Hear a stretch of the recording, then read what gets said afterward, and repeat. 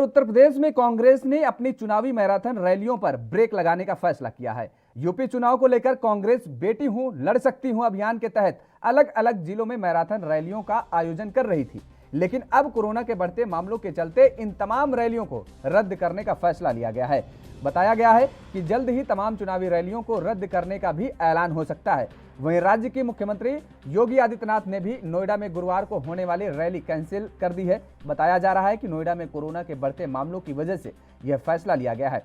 नोएडा में पूरे राज्य में सबसे ज्यादा कोरोना मामले दर्ज किए गए हैं। बता दें कि यूपी में चुनाव होने जा रहे हैं, लेकिन दूसरी तरफ कोरोना मामलों की रफ्तार भी तेजी से बढ़ रही है, जिसके चलते तमाम तरह की पाबंदियां लगाई जा रही हैं। लेकिन इस बीच चुनावी रैलियों को लेकर लगातार सवाल खड़े हो रहे थे और इसके साथ ही यूपी कांग्रेस कमेटी ने मुख्य चुनाव आयुक्त सुशील चंद्रा को कोविड की आशंकित तीसरी लहर के मद्देनजर बड़ी रैलियों को रद्द करने के लिए पत्र भी लिखा है। कमेटी के पत्र में चुनाव आयोग को पीएम मोदी और सीएम योगी आदित्यनाथ को उद्घाटन के लिए सरकारी मशीनरी धन का उपयोग करने और इन आयोजनों में राजनीतिक बयान देने से रोकने का सुझाव भी दिया गया है।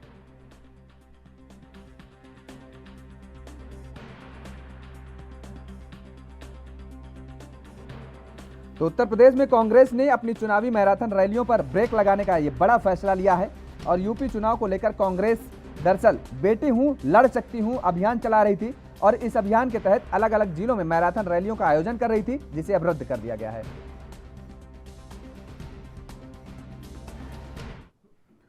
और इसी खबर पर ज्यादा बातचीत के लिए हमारे साथ फोन लाइन पर जुड़ चुके हैं कांग्रेस के नेता संदीप त्रिपाठी जी। बहुत बहुत स्वागत है आपका।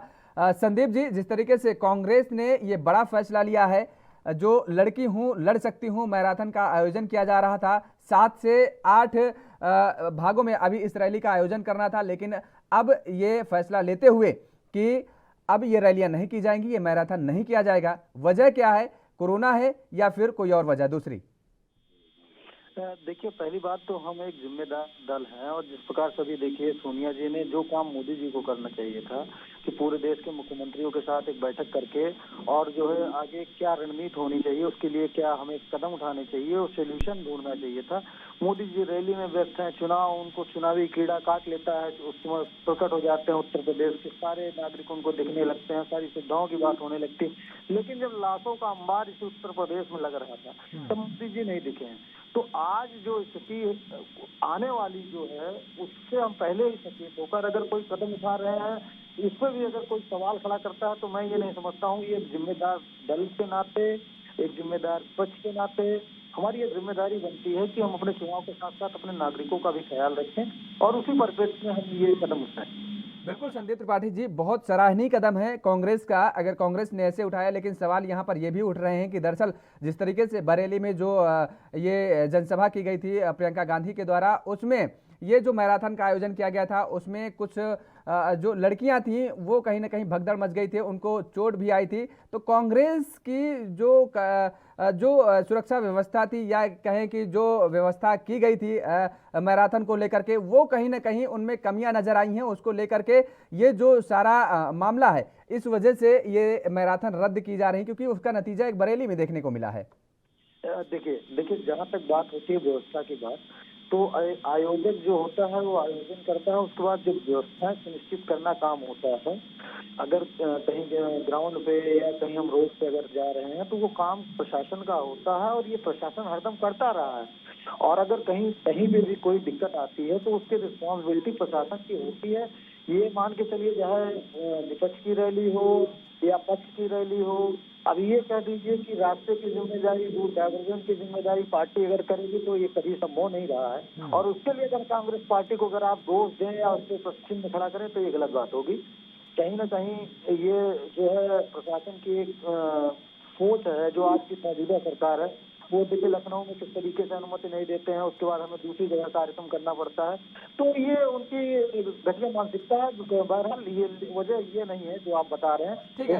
अच्छा, एक और सवाल आपसे। ठीक है, बहुत अच्छी बात है, मैंने पहले ही सराह दिया कांग्रेस के इस पहल को कि अगर कोरोना को लेकर के ये फैसला लिया गया है तो बहुत सराहनीय कदम है।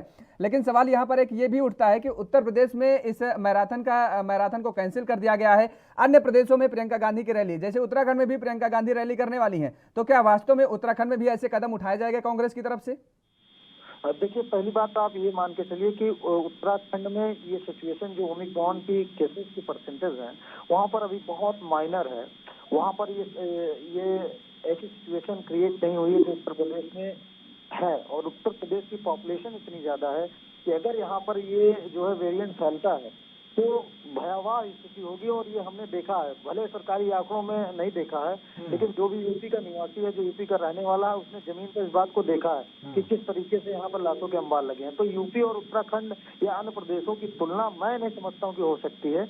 या इसकी अगर तुलना करना है तो आप महाराष्ट्र के मुंबई से कर लीजिए, जहाँ जनसंख्या घनत्व ज्यादा है। वहाँ पर अगर ऐसी चीजें होती हैं और जो है अगर कोई भी पार्टी अगर रैली करती है तो मैं नहीं समझता हूँ कि वो जिम्मेदार व्यक्ति है। और जैसे मैंने कहा, उत्तराखंड और उत्तर प्रदेश की तुलना नहीं हो सकती है। इस बात को ये भी समझना चाहिए। बिल्कुल। चलिए, बहुत बहुत शुक्रिया हमारे साथ जुड़ने के लिए। संदीप त्रिपाठी जी जुड़े हुए थे, कांग्रेस के नेता हैं, तो जिन्होंने साफ तौर पर कहा कि दरअसल कांग्रेस ने फैसला लिया है, कोरोना के मामले लगातार बढ़ रहे हैं, कोरोना के मामले को बढ़ते हुए ये फैसला लिया गया है क्योंकि कोविड के मामलों में कहीं ना कहीं लगाम लगनी बेहद जरूरी है। सबसे पहले आम लोगों की सुरक्षा है और उसी को मद्देनजर रखते हुए कांग्रेस ने यह बड़ा फैसला लिया है कि उत्तर प्रदेश में लड़की हूं, लड़ सकती हूं।